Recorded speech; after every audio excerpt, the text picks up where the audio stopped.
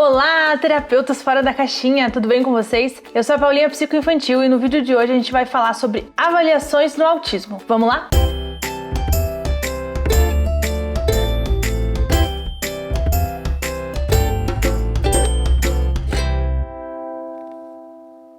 A primeira coisa que vocês precisam saber é que as avaliações do autismo vão sempre estar relacionadas aos critérios diagnósticos do DSM-5. Então, se for uma avaliação bem feita, ela precisa estar de acordo com o que o DSM-5 fala que é o autismo. Então, eu vou ler para vocês exatamente o que o DSM-5 fala sobre os déficits para o autismo, tá? Isso é importante porque são esses critérios que vão te guiar num diagnóstico de autismo. Vou lá. Déficits persistentes na comunicação social e na interação social em múltiplos contextos, conforme manifestado pelo que segue atualmente ou por história prévia. Então tem déficits na reciprocidade socioemocional, variando, por exemplo, de abordagem social anormal e dificuldade para estabelecer uma conversa normal, a compartilhamento reduzido de interesses, emoções ou afeto, e dificuldade para iniciar ou responder interações sociais. Outro ponto, déficits nos comportamentos comunicativos não verbais usados para interação social, variando, por exemplo, de comunicação verbal e não verbal,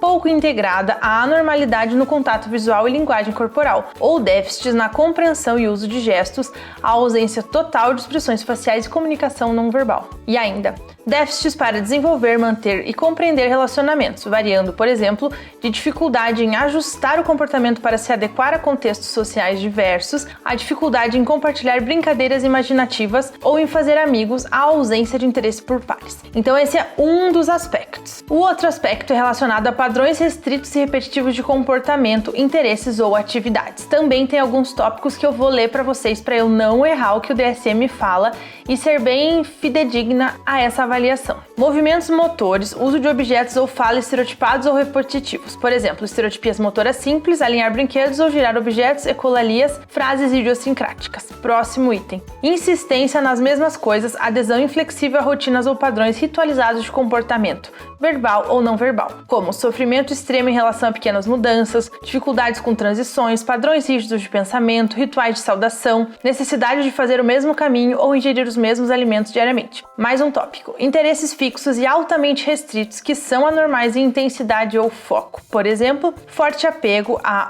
preocupação com objetos incomuns, interesses excessivamente circunscritos ou perseverativos. E aí o último item que tem aqui é hiper ou hiporreatividade a estímulos sensoriais ou interesse incomum por aspectos sensoriais do ambiente, como indiferença aparente à dor/temperatura, reação contrária a sons ou texturas específicas, cheirar ou tocar objetos de forma excessiva, fascinação visual por luzes ou movimento. Então, qualquer teste de avaliação que você vai escolher para fazer a sua avaliação no consultório precisa ter o olhar do DSM junto. Eu não recomendo que você use somente o teste sem fazer uma observação clínica baseada nesses critérios do DSM-5.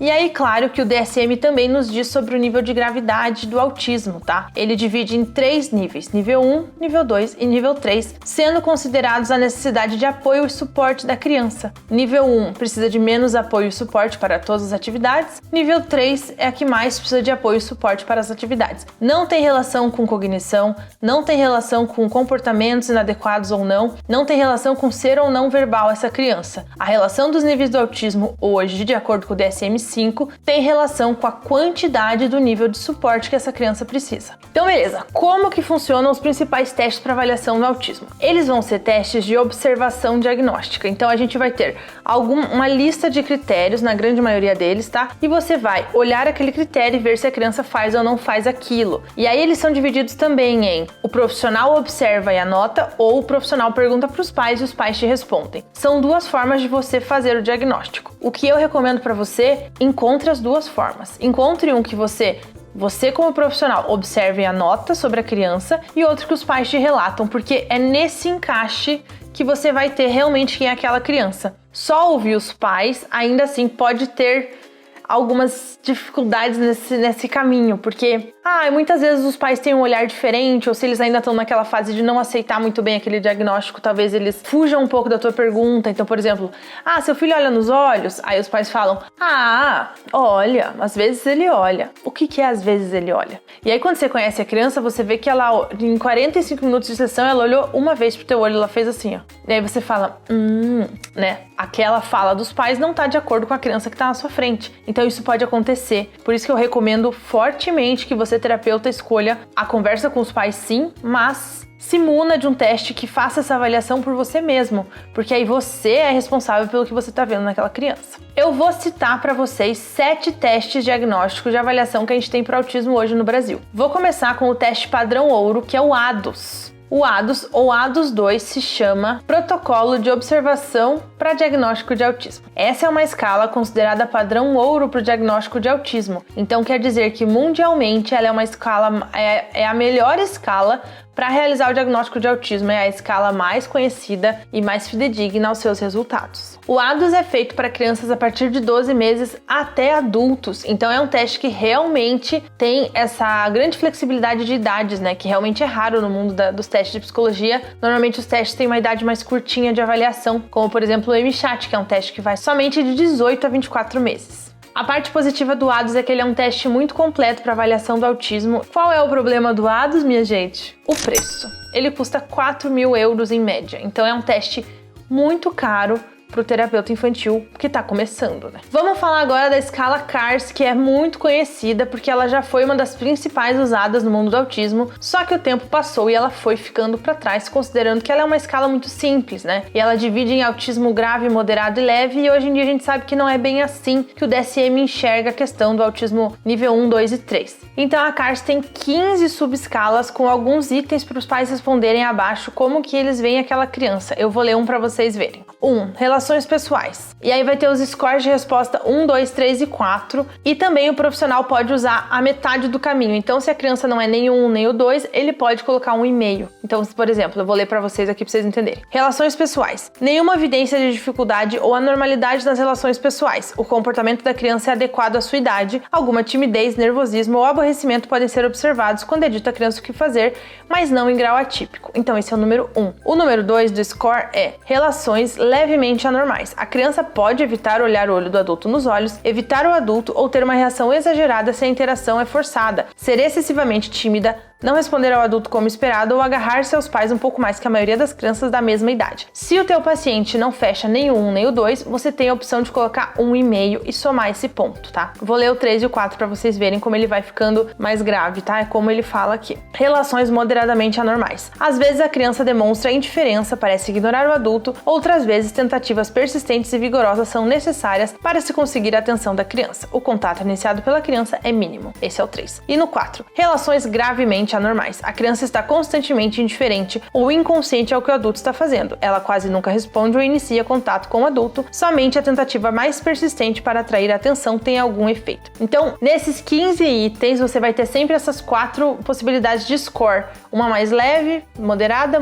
muito moderada e grave, tá? Ele fala, nos termos do teste, tá? Nenhuma evidência de dificuldade ou anormalidade, relações levemente anormais, moderadamente anormais e gravemente anormais. A CARS é um bom teste para você fazer uma triagem sobre aquela criança, mas digamos que os termos dela não são muito respeitosos àquela pessoa, falar que ela é gravemente anormal, né? Que a relação dela é gravemente anormal. Porque entra naquela reflexão do que é normalidade, que somos todos diferentes. Então a CARS é um teste que dá para você usar, só que ela é um pouquinho ultrapassada, né? Hoje em dia a gente já tem testes melhores que você pode utilizar na sua avaliação psicológica. Vamos falar agora da ATA, a avaliação de traços autísticos. Também é uma avaliação relativamente antiga, mas alguns profissionais ainda usam porque ela é de fácil acesso. Então, tanto a CARS, quanto a ATA, quanto o MCHAT são testes que você encontra na internet. Então, às vezes, se você está começando no mundo do autismo, podem ser boas formas de você iniciar a investigação com seus pacientes, considerando que talvez você não tenha 4.000 euros para comprar um teste ATA, não é mesmo? Na ATA tem 36 critérios de avaliação do autismo, todos relativos ao comportamento da criança. Na ATA tem a avaliação de score de 0, 1 e 2, considerando que 0 a criança não apresenta aquele comportamento e 2 ela apresenta sempre aquele comportamento. Vamos falar agora da MChat, que é uma tabela que em 2021, se eu não me engano, entrou na caderneta da criança do Ministério da Saúde.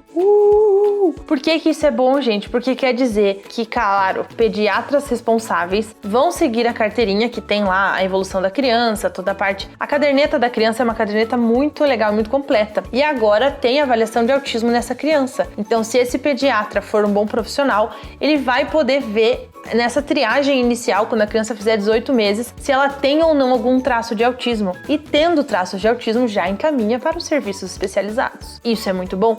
Claro que sim, porque quer dizer que as mães que não têm noção que aquele filho tem algum atraso no desenvolvimento, considerando que pode ser um primeiro filho ou que elas realmente não conheçam sobre autismo, agora elas têm a chance de ter um diagnóstico precoce. Então a escala MChat é uma escala com 23 perguntinhas com respostas de sim e não para você ter uma triagem inicial daquele paciente, se ele apresenta ou não risco para autismo, né? A tabela fala em risco para autismo no sentido de que ela não é o suficiente para fechar um diagnóstico, ela é uma triagem. Então ela faz assim, opa, red flags aqui. E aí você, profissional, vai a fundo investigar se realmente é autismo ou se é alguma outra situação que aquela criança está apresentando para ter aqueles atrasos no desenvolvimento. Vamos falar agora da escala Protea, que eu acho uma escala relativamente barata e simples para você ter no teu consultório. O teste, a avaliação Protea completa custa, eu abri aqui no site da Vetor, custa R$320, bem diferente de 4.000 euros, não é mesmo? Então é um teste mais acessível para você ter no teu consultório e realmente fazer o diagnóstico de crianças autistas.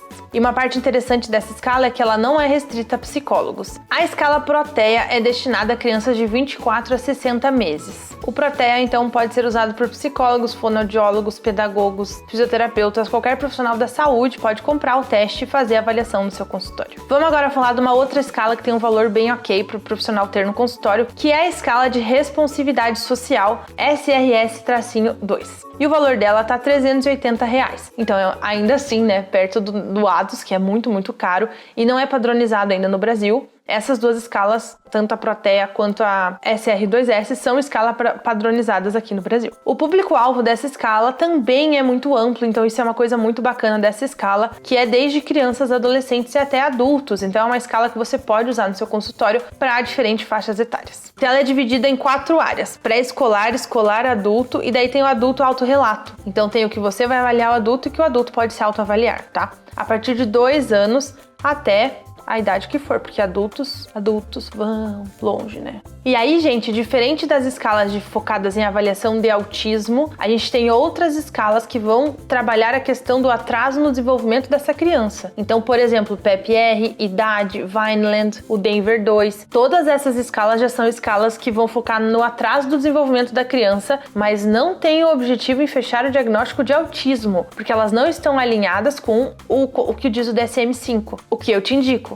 Use as duas, porque para além de você saber se essa criança é ou não autista, você vai precisar saber quais são as áreas de déficit dessa criança dentro do desenvolvimento infantil, independente do nome autismo, para saber o que trabalhar com ela, certo? Então, digamos que você usou o Protea, fechou autismo, falou, não, realmente, essa criança é autista. E agora? Agora você vai pegar uma dessas escalas, portas de PEP-R, idade, Vineland, o Denver 2, todas essas te ajudam a criar um programa de treinamento e ensino individualizado para essa criança, porque você vai focar nas áreas de atraso do desenvolvimento dela e não no autismo da criança. A gente não trabalha no consultório o autismo, a gente trabalha a qualidade de vida dela, as áreas deficitárias e o que ela precisa para ter uma melhor qualidade de vida. Beleza? Então eu espero que vocês tenham gostado desse vídeo. Foi um vídeo mais rapidão pra gente poder falar um pouquinho dessas escalas. Eu vou deixar aqui embaixo a lista das escalas e vocês podem fazer comentários sobre quais escalas vocês já usam no consultório e quais vocês gostariam de saber mais que eu posso trazer para vocês, tá bom? Beijos, tchau!